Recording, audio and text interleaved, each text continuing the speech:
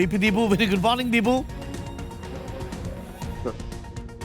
ദീപു, വളരെ വളരെ രാഷ്ട്രീയ പ്രാധാന്യമുള്ളൊരു ചിത്രമാണ് അങ്ങ് പുറത്തുവിട്ടിരിക്കുന്നത്. ഇതിലൊരു കൗതുകമുള്ളൊരു കാര്യം, KPCC president Sunny Joseph MLA എന്ന നിലയിൽ രേഖപ്പെടുത്തിയതാണെങ്കിലും അദ്ദേഹത്തിന്റെ പ്രിഫറൻസ് KC ക്കാണ് എന്നുള്ളതാണ്.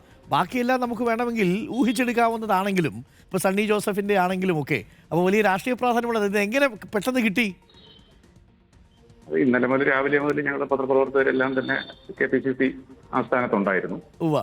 അപ്പോൾ ഫോട്ടോഗ്രാഫർമാരെല്ലാം കാത്തു നിൽക്കുകയായിരുന്നു. അപ്പോൾ ഈ ഇവരുടെ പാർലമെന്ററി പാർട്ടി മീറ്റിംഗ് കഴിഞ്ഞ് വരുന്ന ഒരു രംഗം കാത്താണ്. അതിൽ പ്രധാനപ്പെട്ട നേതാക്കളെല്ലാം പ്രതീക്ഷിച്ച് പുറത്തു നിൽക്കുകയായിരുന്നു. അപ്പോൾ ഇതിന് തൊട്ട് മുമ്പായിട്ട് പ്രധാനപ്പെട്ട നേതാക്കളായിട്ടുള്ള ആൾക്കാരെല്ലാം പുറത്തേക്ക് പോയി.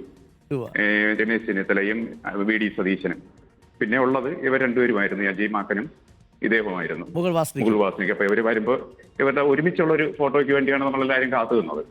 അപ്പൊ അതിൽ അജയ് മാക്കൻ ആദ്യമേ തന്നെ വന്ന് മാധ്യമപ്രവർത്തകർക്ക് ബൈറ്റ് കൊടുത്ത് മടങ്ങിപ്പോയി. അതിനുശേഷം ഇദ്ദേഹം വന്നപ്പോൾ ഞാൻ കുറച്ച് ദൂരെ നിന്ന് ഇദ്ദേഹത്തിനെ കവർ ചെയ്യുകയായിരുന്നു. ഇദ്ദേഹം ബൈറ്റ് കൊടുക്കുന്ന ഒരു ഫോട്ടോ എടുത്തു. അപ്പോഴത്തേക്ക് ക്യാമറ മൈക്കുകളുടെയൊക്കെ ഇടയിലൂടെ ഇദ്ദേഹത്തിന്റെ കയ്യിൽ എന്തോ ഒരു ഫയൽ ഇരിക്കുന്നതായിട്ട് തോന്നി.